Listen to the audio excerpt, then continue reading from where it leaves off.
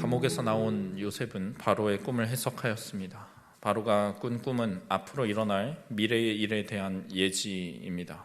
애굽 땅에 7해의 풍년과 7해의 흉년이 찾아온다는 것이었습니다. 요셉은 이 꿈을 해석하였을 뿐 아니라 풍년의 곡식을 저장해 두었다가 흉년에 대비하자는 해결 방안 또한 제시하였습니다. 이 꿈의 해석과 해결 방안까지 준 요셉에 대한 바로와 이를 함께 듣고 있던 신하들의 반응은 어떠하였습니까? 그들은 이 일을 매우 좋게 여겼습니다. 그리고 바로는 다음과 같이 말합니다. 38절에 바로가 그의 신하들에게 이르되 이와 같이 하나님의 영에 감동된 사람을 우리가 어찌 찾을 수 있으리요? 하고, 하나님의 영에 감동된 사람이라 말하였습니다. 이 표현이 구약 성경에서 처음 등장한 곳이 바로 이곳입니다. 이방 왕인 바로의 입에서 하나님의 영에 감동된 사람이라는 표현이 나왔습니다. 이 말을 원문 그대로 번역한다면 그 안에 하나님의 영이 있는 사람입니다. 그 안에 하나님의 영이 있는 사람. 요셉은 그의 안에 하나님의 영이 있는 사람으로 바로에게 인정받고 있습니다. 구약에서 때때로 이 표현이 그 사람이 가지고 있는 지혜와 명철을 강조하기 위해서 사용되곤 합니다. 하지만 우리가 요셉의 이야기를 계속해서 살펴본 바에 의하면 이것은 분명히 바로의 입을 통해서 고백된 하나님의 함께 하심임을 알 수가 있습니다. 이제 신약의 성도된 우리는 하나님의 영이요 예수 그리스도의 영이신 성령님께서 우리 안에 내주하심을 믿습니다. 하나님의 영에 감동된 요셉보다 사실 더 크고 직접적인 은혜를 우리는 받은 것입니다. 우리가 요셉의 이 이야기를 통해서 하나님의 영이 그의 안에 거하시는 이 요셉이 어떤 삶을 살아가는지 살펴보고 그 하나님께서 우리의 인생 가운데도 역사하여 주시기를 알기 원합니다. 그렇다면 사랑하는 성도 여러분, 하나님의 영에 감동되면 어떤 일이 일어납니까? 첫 번째는 하나님의 영광을 드러내게 됩니다. 37절 말씀입니다. 바로와 그의 모든 신하가 이 일을 좋게 여긴지라. 바로와 신하들의 반응을 보면 그들이 요셉의 말을 아주 좋게 여겼다는 것을 알 수가 있습니다. 그들은 요셉의 말을 듣자마자 그것을 전적으로 신뢰했습니다. 요셉이 꿈을 해석할 뿐만 아니라 장래일에 대한 정확한 대비책을 내놓을 정도로 지혜가 뛰어난 사람이라는 것을 그들은 한눈에 알아봤습니다. 그래서 그들은 이와 같이 고백합니다. 38절에 바로가 그의 신하들에게 이르되 이와 같이 하나님의 영에 감동된 사람을 우리가 어찌 찾을 수 있으리요? 하고, 이 하나님의 영이라는 단어는 창세기에서 두 번째로 사용되고 있습니다. 첫 번째에 나왔을 때는 창세기 1장 2절에 등장했습니다. 수면 위에 운행하시던 하나님의 영입니다. 그 하나님의 영이 이제 요셉의 안에 있다, 바로가 얘기하고 있습니다. 여러분, 하나님의 영에 감동되었다라고 생각하면 우리는 일반적으로 예언을 하고 어떤 신령한 능력들을 행하는 이런 선지자의 모습을 떠올리게 됩니다. 그러나 성경에서 말하는 하나님의 영이 사람 안에 있다는 것은 그런 예언을 하는 은사들을 말하기도 하지만 또 때로는 지혜를 가져다 주는 것, 하나님이 그 안에 계셔서 지혜를 말씀해 주시는 것으로 나타나곤 합니다. 출애굽기에 나오는 브살렐이 하나님의 영이 그 안에 있던 사람이었습니다. 솜씨 좋은 기술적인 장인입니다. 하나님의 영이 사사기에서 기드온과 삼손에게, 또 지혜로운 통치자로 세우신 사울과 다윗에게, 또 요셉과 매우 유사한 다니엘에게도 임하셨습니다. 하나님의 영이 그들에게 지혜를 베풀어 주십니다. 여러분, 처음 요셉이 하나님께서 바로에게 꿈을 해석해 주실 것이라고 얘기했을 때 그 말을 듣던 바로와 신하들은 어떤 생각을 했을지 생각해 보시기 바랍니다. 하나님에 대해서 제대로 알지도 못하는 이들이, 태양신과 수많은 우상들을 섬기던 그들이 히브리 사람이 믿는 신 여호와를 제대로 된 신이라 생각했을 리 만무합니다. 그들은 요셉의 말을 제대로 듣지 않았을 것입니다. 우리가 계속해서 믿어왔던 이 위대한 신들의 이름으로 말하던 제사장들조차 그 꿈을 해석하지 못했는데 여호와가 누구이길래 그 이름으로 이 꿈을 해석할 수 있는가 의심했을 것입니다. 그러나 요셉의 해석과 그의 지혜로운 대답을 듣는 순간 그 자리에 있는 모두는 깨닫게 되었습니다. 요셉의 안에 하나님의 영이 계시다는 것을 말입니다. 그래서 바로는 이처럼 지혜로운 사람을 자신이 다른 곳에서 발견할 수 없다는 것을 알게 되었습니다. 39절 말씀입니다. 요셉에게 이르되 하나님이 이 모든 것을 내게 보이셨으니 너와 같이 명철하고 지혜 있는 자가 없도다. 요셉은 단순히 바로에게 그 능력을 인정받고 있는 것이 아닙니다.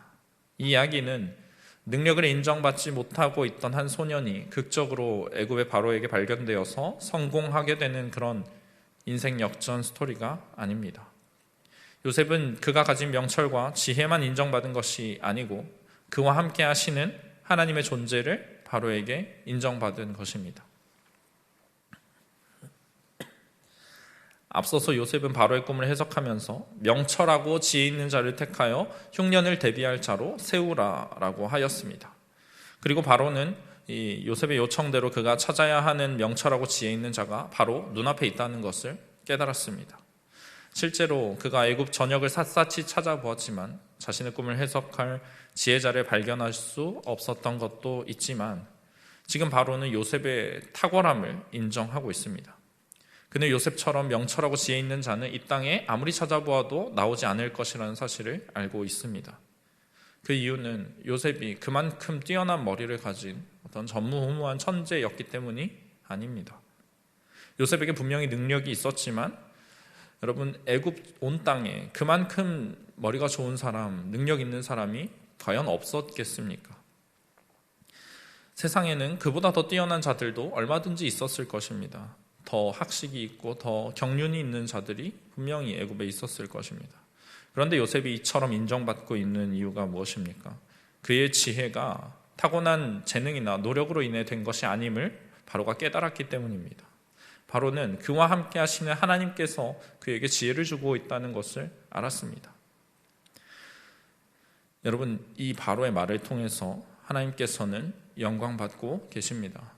애굽 왕의 입술을 통해서 애굽 온 땅에 하나님과 같이 지혜로운 자가 없다는 것을, 사실 애굽의 모든 신들 가운데서도 하나님과 같이 지혜로운 존재가 없다는 것을 바로는 인정하고 있습니다. 비록 그가 자신이 하는 말의 의미를 다 깨닫지 못했을지라도 말입니다. 태양신의 아들이라 불리는 바로가 이렇게 말하는 것, 지혜는 다른 신이 아니라 여호와 하나님께 있음을 보여주고 있습니다. 여러분, 요셉은 그가 계속해서 말했던 대로 하나님께서 이 일을 행하셨다, 그것을 실제로 보여주게 됩니다. 하나님께 영광을 돌리게 된 것입니다. 바로가 이처럼 요셉에게 함께 하시는 그 하나님의 존재를 확신할 수 있었던 것은 요셉이 바로 앞에서 하나님을 드러내기를 부끄러워하지 않았기 때문입니다. 요셉은 죄수의 신분이면서도 담대하게 하나님의 지혜로우심을 증언했습니다. 내가 아니라 하나님께서 이 일을 바로에게 보이실 것이라고, 하나님께서 이 일을 계획하셨고 예비하시고 알려주시는 것이라고 수차례 말했습니다. 그 결과 바로는 요셉이라는 사람을 보는 것이 아니라 그를 통해서 말씀하고 계시는 하나님을 보게 된 것입니다. 요셉이 영광 돌렸던 대로 하나님께서 그와 함께 하신다는 것을 인정하게 됩니다. 여러분, 하나님의 영이 우리 안에 거하기 때문에 우리도 얼마든지 이렇게 하나님께 영광을 돌릴 수 있습니다. 꼭 요셉과 같이 거창한 일이 아니더라도 내 삶에 일어나는 모든 일들, 내가 행하는 이러한 일들이 나로 말미암은 것이 아니라 여호와 하나님으로부터 말미암은 것들임을 우리는 늘 증거하여야 합니다. 물론 그러려면 그만큼 스스로를 많이 부인해야 할 것입니다. 남들 앞에서 높아지고자 하는 내 욕심, 하나님의 이름을 전하는 것을 주저하게 만드는 부끄러움, 때로는 어려움 가운데 놓여서 하나님을 믿지 못하게 만드는 불신앙, 거룩을 떠나서 쾌락을 택하고 싶은 나의 연약한 자아들을 말입니다. 이처럼 하나님의 영이 그의 안에 거하고 감동을 받아서 제대로 하나님을 섬기는 사람은 이방인으로 하여금 하나님께 영광을 돌릴 수 있게 만듭니다. 요셉뿐만 아니라 성경의 많은 인물들이 이 사실을 증거하고 있지 않습니까? 우리를 통해서도 하나님께서 이러한 일을 행하실 줄 믿으시기 바랍니다. 사람들의 입술에서 당신이 믿는 하나님이 참으로 살아계신 분이다, 정말 하나님께서 당신과 함께 계심을 내가 느낀다, 여러분, 이런 고백이 나와야 될 줄 믿습니다. 두 번째로, 하나님의 영에 감동되면 어떤 일이 일어납니까? 하나님의 높여주심을 받게 됩니다. 40절, 41절 말씀입니다. 너는 내 집을 다스리라. 내 백성이 다 내 명령에 복종하리니 내가 너보다 높은 것은 내 왕좌뿐이니라. 바로가 또 요셉에게 이르되 내가 너를 애굽 온 땅의 총리가 되게 하노라 하고, 하나님의 지혜가 요셉에게 있다, 하나님의 영이 요셉과 함께한다, 이것을 확신한 바로는 놀라운 명령을 내립니다. 요셉에게 내 집을 다스리라 말하고 그에게 애굽을 다스리는 권세를 부여하고 있습니다. 바로의 집이 어디입니까? 왕궁입니다. 요셉에게 왕궁의 일을 다 맡으라고 얘기하고 있습니다. 그리고 요셉의 권한은 왕궁에만 국한된 것이 아니라 애굽의 온 백성에게 미칩니다. 바로는 애굽의 온 백성으로 하여금 너희가 요셉에게 복종하라고 말하고 있습니다. 이전에 요셉은 애굽 백성들 아래서 일하던 노예요, 죄수였습니다. 그러나 이제 옛 주인 보디발을 포함해서 모든 백성들이 요셉의 명령에 따르게 되었습니다. 바로는 사실상 요셉을 통치자의 자리에 앉힌 것입니다. 그러면서 내가 너보다 높은 것은 내 왕좌뿐이라 말합니다. 무슨 뜻입니까? 바로 자신은 상징적인 왕으로 남을 것이고 실제적인 애굽의 통치는 요셉에게 다 맡겼다는 것을 의미합니다. 요셉이 애굽 온 땅의 총리가 되었습니다. 사실상 애굽의 2인자가 된 것입니다. 그러면서 바로는 요셉의 총리 취임식을 위해서 다음과 같은 일들을 행합니다. 먼저 자기의 인장 반지를 빼어서 요셉의 손에 끼워줍니다. 이 인장 반지란 문서에 찍어서 문서의 효력이 있게 만드는 왕의 명령임을 증거하게 하는 왕의 도장입니다. 왕의 권위를 상징하는 물건입니다. 총리가 된 요셉은 이제 문서를 왕의 이름으로 만들어서 왕의 명령을 보낼 수 있게 된 것입니다. 왕은 세마포 옷을 입혀줍니다. 이것은 당시 특별한 사람들만 입을 수 있는 고급 옷감이었습니다. 총리의 자리에 오른 요셉에게 특별한 옷을 지어준 것입니다. 또한 요셉의 목에 금 사슬을 걸어 주었습니다. 지금도 이집트 벽화를 보면 파라오가 신하들에게 상을 줄 때 금 사슬을 걸어주는 모습을 그려놓은 그림을 볼 수가 있습니다. 애굽에서 바로가 고위직의 사람에게 상을 줄 때 또는 임명할 때 이런 장식을 걸어주는데 일종의 훈장과 같은 것입니다. 그리고 바로는 자신의 수레, 병거에 요셉을 태워서 사람들 앞에 지나가게 합니다.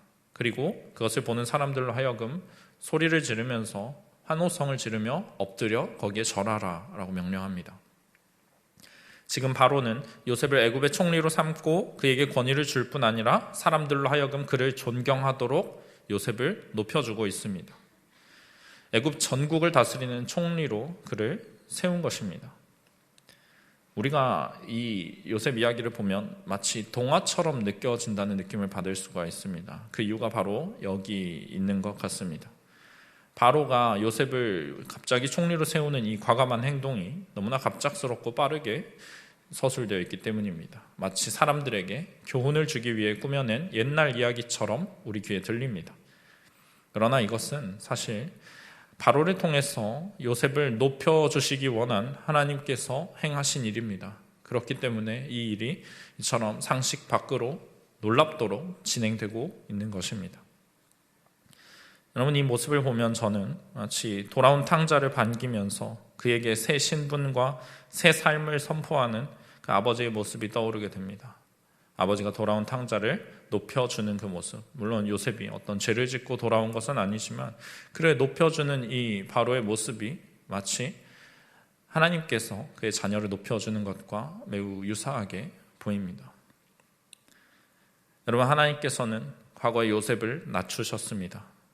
자신이 꾼 꿈을 자랑하던 철없는 요셉은 형들의 악함에 의해서 노예가 되었습니다. 보디발의 가정 청무로 높아졌던 요셉은 다시 죄수로 낮아졌습니다. 그럼에도 여전히 하나님을 붙들고 있던 요셉은, 그 안에 여전히 하나님의 영이 계셨던 요셉은 결국 애굽의 총리가 되는 높임을 받게 됩니다. 요셉의 이전의 모습이 온데간데 없습니다. 그는 지혜롭고 명철한 자로 애굽의 총리로 높임을 받고 있습니다. 우리가 이 이야기를 보면 참으로 능하신 하나님을 다시금 묵상하게 됩니다. 하나님께서는 언제든지 어디서든지 사람을 낮추시기도 하고 높이시기도 하는 분입니다. 하나님께서는 보디발의 집에서 요셉을 높이셨던 것처럼 감옥에서도 그를 높여셨고 이제는 애굽 전체에서 그를 높여주고 계십니다. 우리가 생각하기에 보디발의 집에서 인정받는 것과 감옥에서 인정받는 것, 그리고 애굽에서 인정받는 것은 어마어마한 차이가 있는 일처럼 보입니다. 보디발의 집에서 인정받는 것 정도는 그리 뛰어나지 않은 내 능력으로도 할 수 있을 것 같습니다. 성실하게 일하고 좀 지혜롭게 일하면 할 수 있는 것처럼 보이지만 내가 애굽 전역에서 높임 받는 것은 불가능하다고 우리는 생각합니다. 나와 함께 하시는 그 하나님의 능력이 여기까지 정도만 통할 것이라고 여기는 것입니다. 그러나 이것은 오산입니다. 왜냐하면 하나님께는 보디발의 집이나 감옥이나 애굽의 왕궁이 매 한 가지이기 때문입니다. 하나님께서 보시기에 이곳들이 별반 다르지 않습니다. 하나님께서 원하시기만 한다면 그곳이 어디이든지 누구를 통해서든지 하나님은 하나님의 영이 있는 사람을 높여주실 수 있습니다. 하나님의 능력은 상황에 제한되지 않습니다. 우리가 하나님의 영에 감동되어 살아가며 먼저 하나님을 높여드린다면 하나님께서는 우리를 높여주실 것입니다. 우리의 일상의 자리에서만이 아니라 우리가 전혀 생각하지 못했던, 꿈꾸지 못했던 그 자리에서도 우리를 높여주실 것입니다.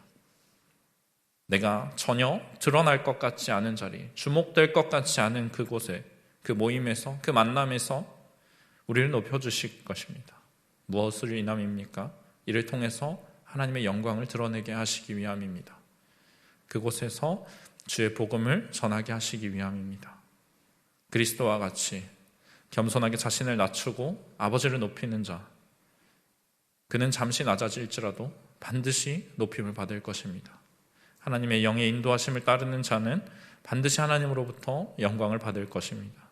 내 욕심으로 얻어내는 세상의 거짓된 영광과 비교할 수 없는 그 높임으로 하나님 앞에 영광을 받게 될 것입니다. 마지막으로 하나님의 영에 감동되면 어떤 일이 일어납니까? 세 번째는 다른 영에 끌리지 않는다는 것입니다. 다른 영에 감동되지 않습니다. 45절 말씀입니다. 그가 요셉의 이름을 사브낫 바네아라 하고 또 온의 제사장 보디베라의 딸 아스낫을 그에게 주어 아내로 삼게 하니라. 요셉이 나가 애굽 온 땅을 순찰하니라. 바로는 요셉을 총리로 삼고 그에게 이름을 지어주었습니다. 애굽에서는 지도자를 세울 때 왕이 그에게 새로운 이름을 부여하는 관습이 있었습니다. 그런데 이 사브낫 바네아라고 하는 애굽식 이름의 뜻이 분명하지 않습니다. 중요한 것은 이 이름의 뜻보다는 요셉이 새로운 이름을 받았다는 것입니다. 요셉은 지금 완전히 새로운 신분과 새로운 위치에 오른 것뿐만 아니라 새 이름을 받았습니다. 또한 요셉은 아내를 얻게 됩니다. 바로는 요셉으로 하여금 온의 제사장 보디베라의 딸 아스낫과 결혼하게 하였습니다. 새로운 가정을 꾸리게 한 것입니다. 요셉은 애굽에 노예로 팔려왔습니다. 지금 애굽에는 그의 가족 아무도 없고 배경이 존재하지 않습니다. 그래서 결혼을 통해서 인맥을 쌓도록 한 것입니다. 이 아내의 이름인 아스낫은 여신 나색에 속한 여인이라는 뜻을 가지고 있습니다. 그의 아버지인 보디베라의 이름은 태양신인 라가 주신 자라는 뜻입니다. 그리고 사실 이 보디베라라는 이름은 요셉의 전 주인이었던 보디발과 동일한 이름입니다. 요셉의 장인의 직업이 무엇입니까? 온의 제사장입니다. 온은 이후에 헬라어로 헬리오폴리스라고 불리는 도시의 이름입니다. 이 도시는 태양의 도시라고 불려지는 유력한 곳입니다. 이집트의 수도인 카이로에서 북서쪽으로 11km 정도 떨어진 곳에 위치해 있었는데, 우리가 이 보디베라가 태양신 라에서 유래된 이름이고 태양의 도시라 불렸던 온에서 제사장으로 있었다는 것을 보면 그가 태양신을 섬기는 제사장이었음을 당연히 알 수가 있습니다. 과거에 온의 제사장은 이집트에서 매우 영향력이 있던 사람이었습니다. 이곳에서 사역하는 제사장에게는 가장 위대한 선견자라는 타이틀이 주어졌습니다. 한마디로 아주 높은 위치에 있는 유력한 힘을 가진 자였다는 것입니다. 요셉이 이런 대단한 권세를 자랑하는 집안으로 장가를 갔습니다. 그것은 곧 그가 애굽의 총리로 다른 사람들에게도 인정을 받고 최고 엘리트 가문이 하나가 되었다는 것을 의미합니다. 여러분, 우리가 이 요셉의 상황에 주목해 보길 원합니다. 그의 삶은 하루아침에 죄수에서 총리로 바뀌었습니다. 거대한 힘을 가진 가문의 일원이 되었습니다. 바로는 지금 요셉을 애굽 사람으로 만들려고 자신이 할 수 있는 모든 것을 다하고 있습니다. 새 이름을 주고 새 위치를 주고 새로운 가정을 꾸리게 합니다. 요셉은 이제 계속해서 애굽에서 일합니다. 그의 삶은 완전히 애굽 안에 있습니다. 태양신을 섬기는 제사장 가문과 결혼했고 자신을 제외한 주변 모두가 우상을 섬기고 있습니다. 하나님에 대해서 알지 못합니다. 여러분, 지금 요셉이 타락하기에 너무나 좋은 환경이 조성되었다는 생각이 들지 않으십니까? 우리가 성경 속 이스라엘의 역사를 보면 이것보다 훨씬 더 신앙을 지키기 좋은 상황에 있던 자들도 타락하고 하나님을 배반하였던 것을 볼 수가 있습니다. 사울도 그의 안에 하나님의 영이 있었고 하나님의 감동을 받았지만 결국 하나님을 떠나고 말았습니다. 높임을 받으면 사람은 절로 교만해지고 그를 끌어내리려는 원수의 공격도 더욱 극심해지는 법입니다. 그러나 요셉에게는 흔들림이 없었습니다. 앞으로 우리가 계속해서 살펴보게 될 요셉의 모습을 보면 그는 참된 신앙인의 모습을 보여줍니다. 자신이 가진 지혜와 명철이 어디로부터 나왔는지 잊지 않습니다. 힘들고 괴로웠던 내 과거를 보상받기라도 하겠다는 듯이 탐욕스럽게 악하게 또 복수하면서 쾌락에 자신을 맡기지 않습니다. 그저 주어진 일에 최선을 다하고 하나님을 향한 믿음을 지켜나가고 있습니다. 요셉은 자신의 주인이 누구인지 알고 있습니다. 하나님의 영에 감동된 자로서 그는 다른 영에 감동되지 않습니다.